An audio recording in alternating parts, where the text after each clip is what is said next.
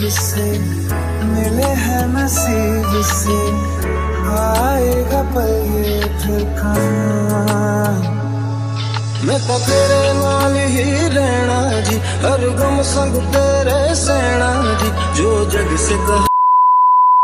Hey everyone, welcome back to my channel দিশালীল। তোমরা সবাই কেমন আছো?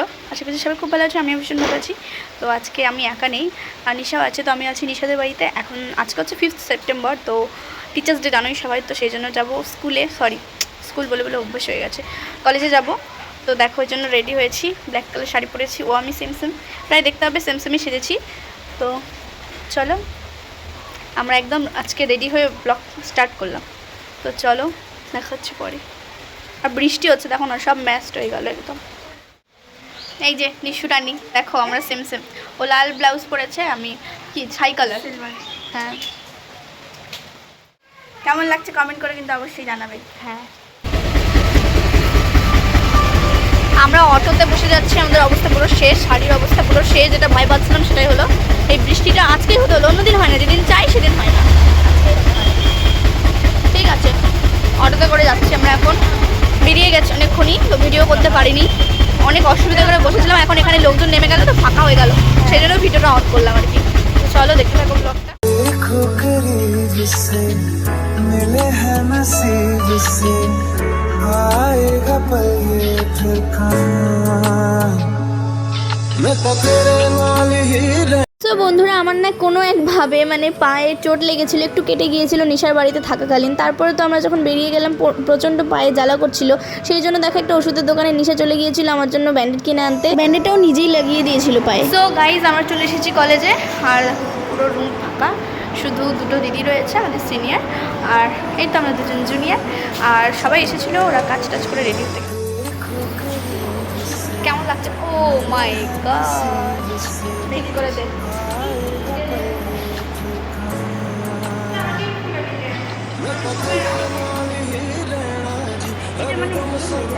হ্যাঁ,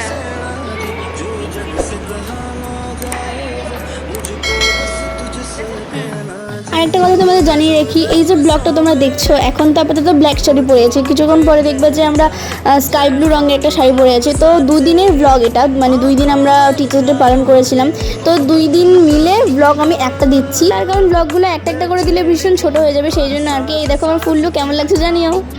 এখন তোমরা দেখতে পাচ্ছ ক্লাসরুমটা একদম ফাঁকা, কিছুক্ষণ পরে দেখবে একদম পুরো ভরে গেছে, মানে অনেক স্টুডেন্টস এসেছিল। আমরাই প্রথম বলতে পারো, আমরা একদম ফার্স্টের দিকে এসেছিলাম। তো দেখো আমি বললাম না ভরে যাবে, দেখতে পাচ্ছ এখন পুরো ক্লাসরুম ভর্তি, অনেক স্টুডেন্টস চলে এসেছে। প্রফেসর স্যার ম্যাডাম সবাই এসেছেন, এখন প্রিন্সিপাল স্যারও চলে আসবেন। এই যে প্রিন্সিপাল স্যার আসার পরেই দেখো আমাদের ডেকোরেশনও অলরেডি কমপ্লিট। আর এই যে এখন কেক কাটিং হচ্ছে, তো প্রিন্সিপাল স্যারও কেক কাটিং করছে। আর এখানে আমরা সবাই অনেক মজা করছিলাম, আনন্দ করছিলাম। স্যার একটা স্পিচও দিয়েছিলেন, ভীষণ গুরুত্বপূর্ণ কথাগুলো বলেছিলেন, ভীষণ মন দিয়ে শুনছিলাম আমরা, ভীষণ ভালোও লাগছিল। আর ওখানে দেখো দরজার বাইরে অনেকগুলো ছেলে দাঁড়িয়ে আছে না, ওরা স্যারকে নিয়ে যাবে, মানে স্যারের সেদিন একদম টাইম থাকে না কোথাও গিয়ে বেশিক্ষণ থাকবেন। পারফরমেন্স শুরু হয়ে গেছে, এই দেখো আমাদেরও পারফরমেন্স, চলো শুনে নাও।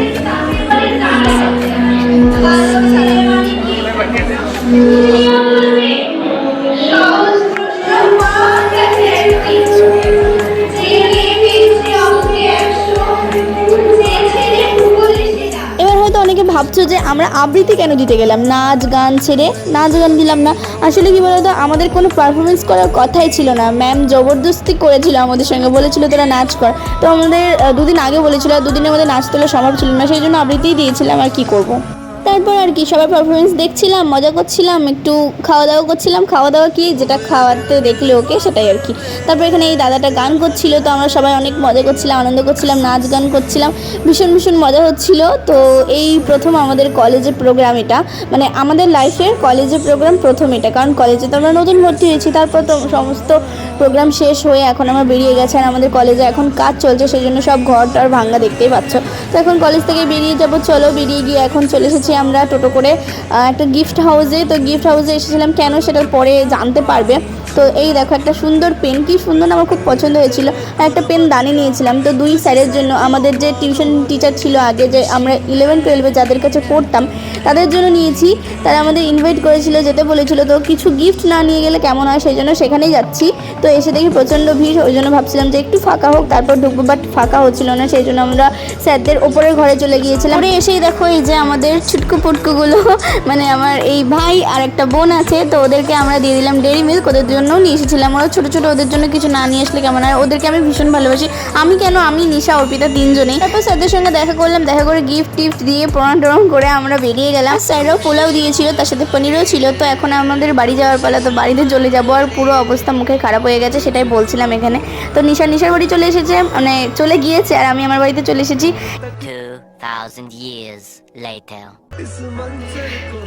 তো আমরা এখন বাড়ি থেকে বেরিয়ে গেলাম রাস্তায়। এখন টোটোতে উঠবো, টোটো করে যাবো তিওর থেকে আবার বাসে করে যেটা পাবো সেটাতেই চলে যাবো বালুরঘাটে। চলো দেখে নেবো। এই যে নিশা। তো এখন তোমরা হয়তো ভাবছো যে আমরা আবার কেন কোথায় যাচ্ছি।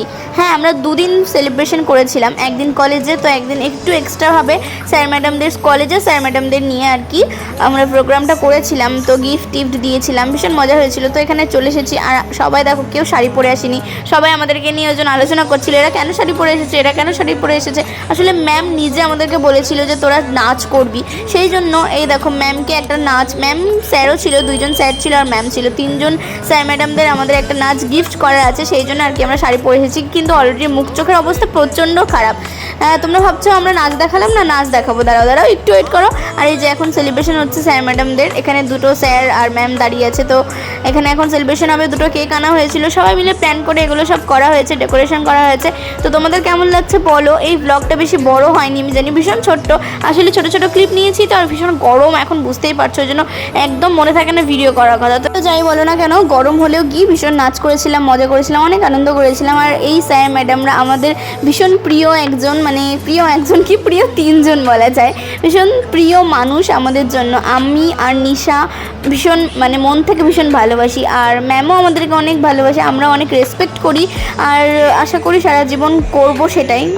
4 বছর তো এখন কোর্স, তো 4 বছর ধরে তো ম্যাম স্যারদের সঙ্গে আমাদের সময় কাটাতে হবে। তো দেখা যাক কতটা কি করা যায়।